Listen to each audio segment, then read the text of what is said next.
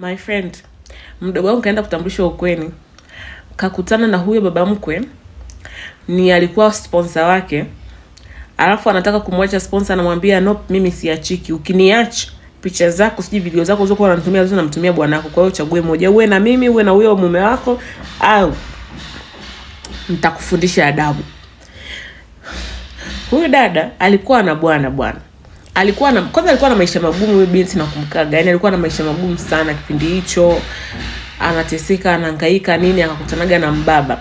Unasema alikuwa anafanya kazi, akakutana huyo mbaba. Baba akampenda, nitakubadilishia maisha, kimpanda kimeshuka hivi. Wakawa na mahusiano. Lakini sasa tofauti na watu wengine, wababa wengine huwa wanawabadilishiaga kweli maisha. Wakisema nitakubadilishia maisha, wanakubadilishia maisha. Lakini guess what? Huyu baba hajambadilishia maisha, hajambadilishia nini? Ni yule mtu ambaye alikuwa akikutana naye, kwamba nikikutana naye Dalizi ananiahidi nitakutumia 500,000, nitakutumia milioni, lakini anampa 50,000, 70,000 kizidi sana laki, anamwambia nyingine nitakutumia imeisha hiyo. Akienda kumtumia message sio kufanya nini, hamna. Kuna kipindi huyu baba akamtumiaga kama 500,000, mwenyewe si baba alitoa wapi hiyo hela, akamtumia 500,000. Alipomtumia 500,000 huyo binti kwa kuwa excited, huyu baba akamwambia, "Oh baby, unajua mimi nikikaa mbali na kumisi, unajua vile ambavyo tunaonaga kwa machale, basi fanya mpango wa kunitumia nini? Picha za mbuchuchu. Ili nikiwa niko peke yangu huku niangalie mbuchuchu yako, nijisikie raha." Binti naye akasema yeye ya nini, mimi akatuma. Lakini kitu ambacho mimi nilichomshangaa binti ni kwamba ananiambia alituma mbuchuchu akiwa ikiwa na sura yake. Kwa alipopiga picha akachukua video, akachanganya mbuchuchu sura yake zote akamtumia huyu baba. My friend, mwisho wa siku akaona baba anamzingua, akamwacha naye. Hakuwahi kuwaza masuala ya mbuchuchu yake aliyomtumiaga, wala akaendelea na maisha yake.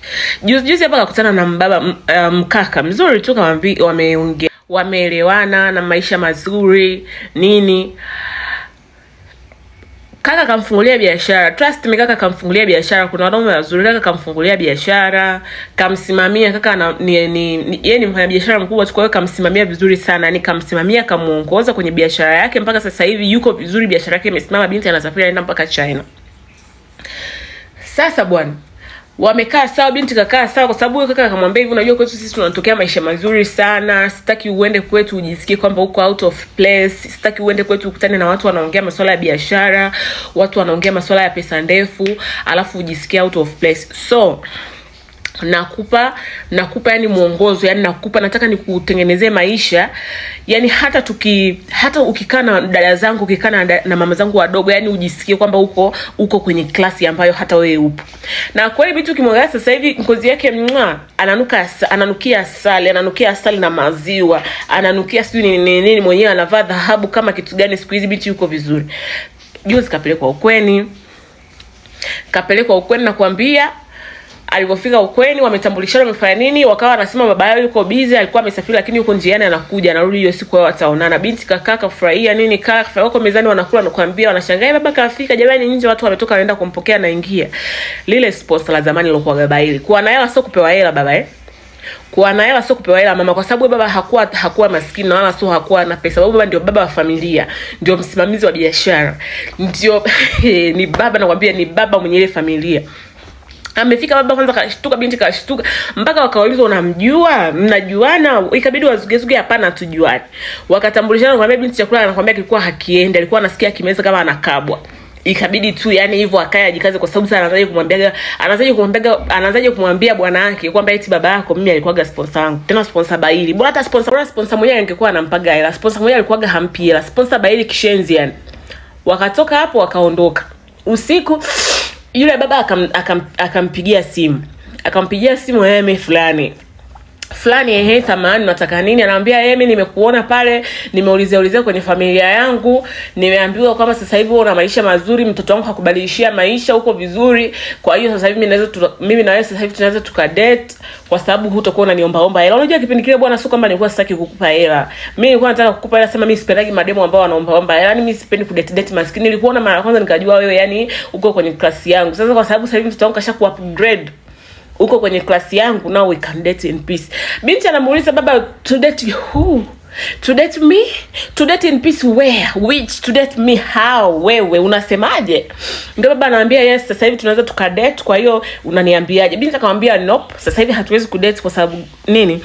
Huyo mtoto wako ambaye ameni-upgrade hayo maisha ambayo unasema sasa hivi maisha yangu yamekuwa predika, yamepredika. Ndio mtoto wako, na ninajua na una uhakika kwamba anataka kunioa. Baba akamwambia okay, unataka kudate na mimi Haya binti, unakumbuka ile mwaka tulio date ule? Binti anamwambia unakumbuka zile mbuchuchu ulizonitumia na unakumbuka zile mbuchuchu zilikuwa zina sura Basi ni either ukubali kudate na mimi au mbuchuchu zako unazituma kwenye grupu la familia, na tafuta namba yote ile inaingia kwenye, yani na nitahakikisha mbuchuchu yako inafika kwenye familia yangu, inamfikia mtoto wangu, inamfikia kila mtu, kwa hiyo kwenye familia yangu mimi hutoingia. Kwa hiyo ukubali uolewe, kama utaolewa na mwanangu, lakini utakuwa unalipa mbuchuchu huko pembeni. Sijui unanielewa. Binti kachanganyikiwa, binti akaona hapana, binti kwenda kuelezea marafiki zake hapana, kwa sababu marafiki siku hizi masnitch, marafiki nyoka. Kwa hiyo ameamua aje hapa kwetu sisi, aje aombe msamaha, haje aombe ushauri. Afanye nini jamani? Mbuchuchu zake, bamko wake anadai mbuchuchu zake zipo, afanyeje? Mimi nilisomshauri binti. Nimemshauri kwanza amrekodi huyo baba mtu mzima kiazi, asokuwa na adabu, mtu mzima kisheti, mtu mzima kireja. Nimemwambia amrekodi akiwa anaongea naye.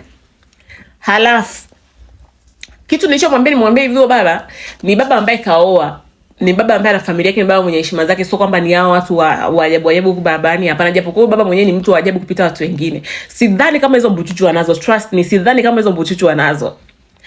Mimi nimemwambia huyu binti amrekodi huyu baba au amchatishe, ili ya kwamba baba, lakini unanitaka, unajua mimi niko na mtoto wako, sasa itakuwaje? Yani amchatishe, amweke kwenye line, yani aingie kwenye line hapa hivi. Alafu amuonyeshe bwana yake, amwambie bwana yake kwamba baba yako ananitaka, ananitishia, anasema nitatengeneza mbuchuchu na AI nimtumie mchumba wako. Ndio nilichomwambia binti. Au kama vipi? Aende tu clean. Amwambie tu bwana yake, amwambie bwana, unakumbuka kipindi kile nilikuta mimi mjinga, sina maisha. Basi kipindi hicho nilikutana na mwanaume akanidanganya nini, akanilazimisha, akapiga picha mbuchuchu zangu. Hivyo sasa nitafanyeje? Na nimekuja kwenye familia yako, nimekuta mtu mwenyewe ni babako, mpenzi wangu, nisaidie. Na babako mimi ananitishia, kwa hiyo naomba unisaidie. Lia msichana, lia bembeleza. Kama bwanako anakupenda kweli, atakunanielewa, atakuelewa.